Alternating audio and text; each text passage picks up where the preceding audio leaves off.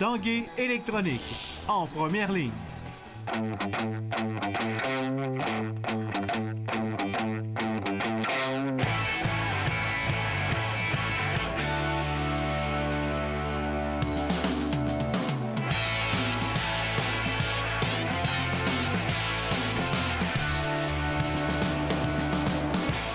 À tous un bon jeudi et bienvenue à l'Esprit sportif. À quelques semaines des Jeux olympiques de Pyeongchang, le patineur Laurent Dubreuil n'a pas encore obtenu son laissez-passer malgré une première victoire sur 500 mètres en Coupe du monde en début de saison au Danemark. Stéphane Turcot l'a rencontré.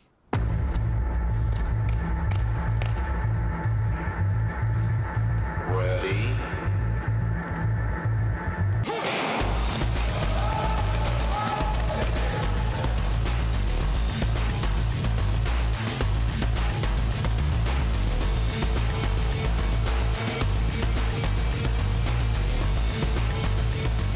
Laurent, premièrement, parle-moi de tes 4 premières Coupes du monde jusqu'à présent, tes résultats.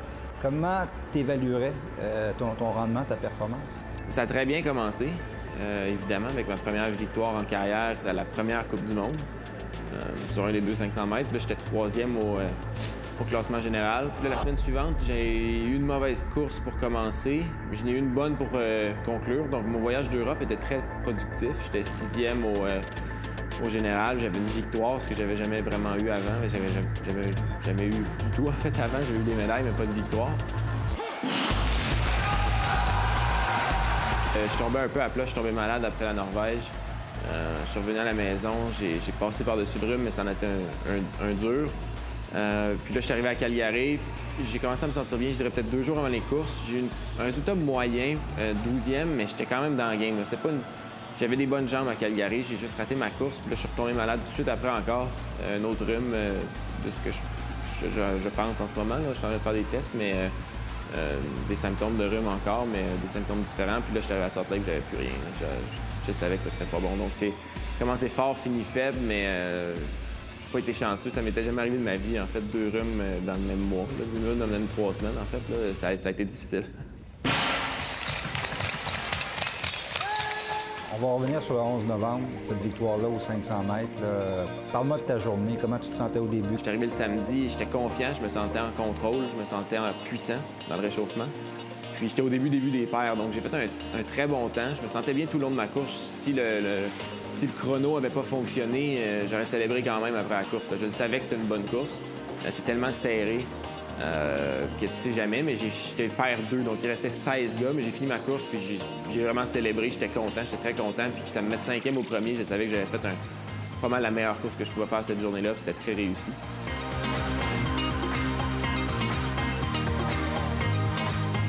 Là arrivent les sélections olympiques. Comment ça fonctionne? Quelles sont tes chances? Qu'est-ce que tu dois faire? On en prend combien? Comment ça marche? C'est assez compliqué. On a droit à 10 dans la délégation au total. 10 gars, 10 filles. Toutes distances confondues. Donc, c'est sûr que si on envoie 3 gars au 500, 3 gars au 1000, 3 gars au 1500, 3 gars au 5000, on est rendu à 12.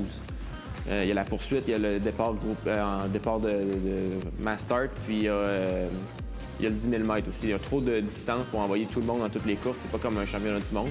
Il faut faire avec la limite. 500, tu as une victoire. Oui. Ça te donne un avantage chez les autres? Non, pas du tout, en fait.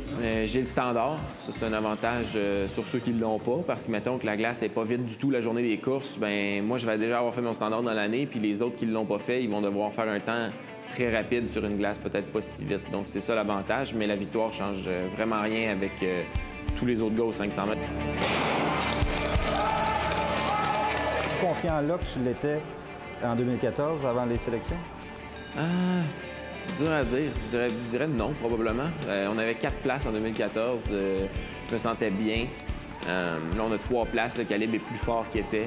On a plusieurs gars de très, très haut niveau. Ça va être très difficile.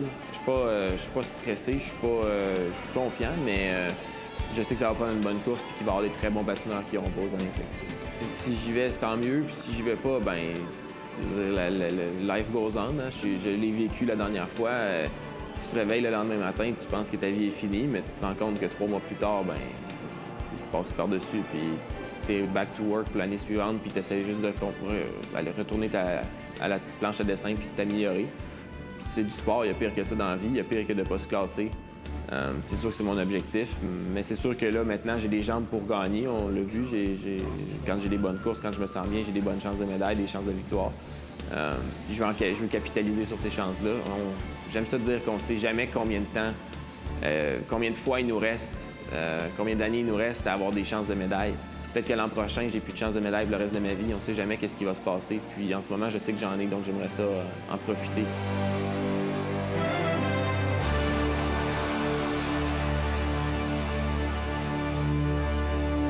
Après la pause, patinage et cirque.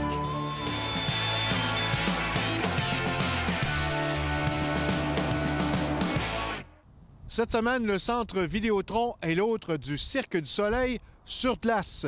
D'excellents patineurs y sont en vedette. Et cette semaine, André Martin a rencontré 2 de ces patineurs qui seront cette semaine en vedette et qui ont donné en passant quelques conseils à quelques joueurs des Remparts.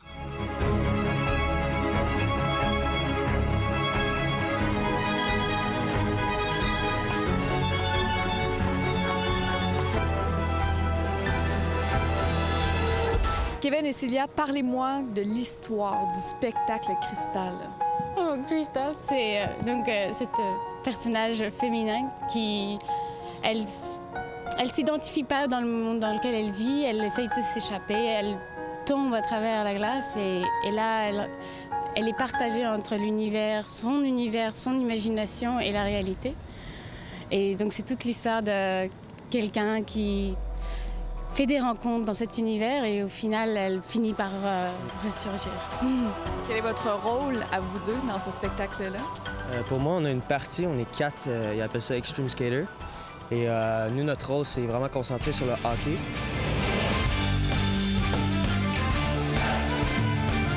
Notre parc à jeux et une table de pinball géante. Et on se lance la balle et on essaie de rentrer la balle dans le but, faisant des jumps sur des rampes. Dream jumps. Au début, quand j'ai vu les rampes, quand ils ont installé les rampes, je me suis dit, oh, mais ils vont pas sauter par-dessus ça. Moi, même sur les fesses, je le ferai pas. Et en fait, si. Donc, et puis, moi, je fais un peu partout. Je suis un personnage de son imagination. Et mon moment vraiment particulièrement, c'est un moment romantique du spectacle où elle a envie de chercher l'amour et on est des petits couples qu'elle s'imagine. Et donc, je fais partie de ces couples. C'est toi qui as apporté le patinage extrême au Cirque du Soleil. Moi, j'arrive du inline skating, qui est le rollerblade agressif dans les skateparks. Et il y a 1 an, j'avais un ami à Québec qui pouvait mettre une lame de patin à glace en dessous d'un patin agressif. Et quand il m'a donné l'idée, j'ai fait une vidéo et c'est à partir de là. J'ai emporté cet univers sur la glace.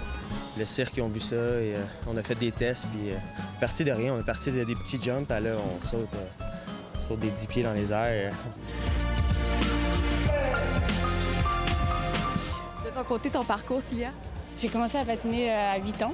Tu faisais du patinage de couple? Oui, donc j'ai fait du patinage du couple à partir de mes 17 ans. Et ça, c'est vraiment là où je me sens le mieux. Moi, j'avais fait des compétitions traditionnelles de patinage et puis après des spectacles différents, tous différents. Et donc ici, là, le cirque, c'est vraiment nouveau. Parlez-moi de la vie de tournée qui est imposée avec le spectacle Crystal. C'est spécial, on change à chaque semaine de ville. Fait qu'à chaque semaine, c'est un hôtel différent, une place différente, une aréna différente. Ouais, il faut s'adapter tout le temps. Notre routine, c'est les gens. Ils ne changent exact. pas. Non, c'est ça. Parlez-moi de l'expérience que vous venez de vivre avec les 2 joueurs des Remparts de Québec. Vous avez essayé de leur montrer quelques prouesses. J'avais envie de voir comment ils sont aussi au patinage parce que j'aime bien regarder le hockey pour un peu leur style de patinage. Qu'est-ce que vous avez essayé de leur faire faire? Des petits sauts techniques, des fois qu'on pense pas ce qu'on peut faire avec les patins. J'ai voulu essayer de voir leur freinage et les qualités de retournement. Et ça, c'était drôle aussi. Fait quelques lancers, toi aussi, tu t'es mis dans leur peau un peu. J'ai essayé justement de patiner avec une crosse de hockey. J'ai l'impression que je savais plus patiner. C'est des mouvements qu'on n'est pas habitué de faire. C'est vraiment comme ça sort de l'ordinaire pour un joueur de hockey. Fait que c'est surprenant à quel point c'est pas facile pour nous. Puis c'est différent. C'est surtout les spirales là, qu'on faisait, les 360. Après ça, ratterrir sur l'autre jambe, c'est une technique un peu différente qu'il faut avoir, nous autres. Fait que... C'est impressionnant de les voir aller, là. On était essoufflés, je pense. C'était vraiment différent. C'était quelque chose d'inhabituel de patiner comme ça avec deux personnes aussi talentueuses.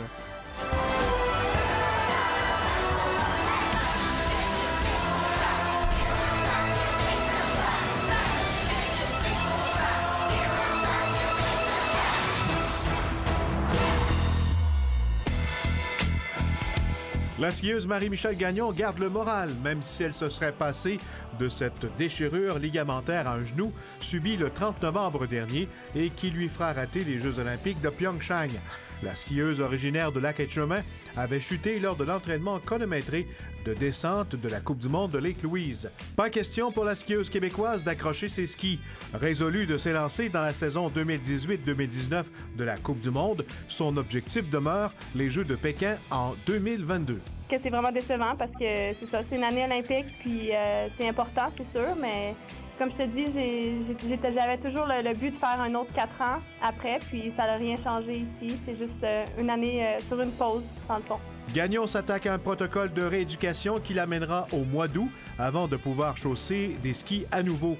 Même si elle habite depuis quelques années Lake Tahoe avec son conjoint, c'est à Québec qu'elle s'investira dans les premières semaines de rééducation. Vendredi, qui s'en vient, cette semaine, je retourne au Québec. Donc, je vais être au Québec pendant les fêtes. Je vais être basée à Québec-la-Ville, passer du temps avec ma famille, puis faire de la physio là-bas beaucoup. Puis quand il viendra le temps de faire l'entraînement physique, je vais sûrement être au PEPS, Université Laval, etc. Donc, c'est un bon setup à Québec, puis ça me donne la chance de passer du temps avec ma famille et mes amis. Voilà qui complète l'esprit sportif pour ce soir. Soyez au rendez-vous demain vendredi. Bye bye.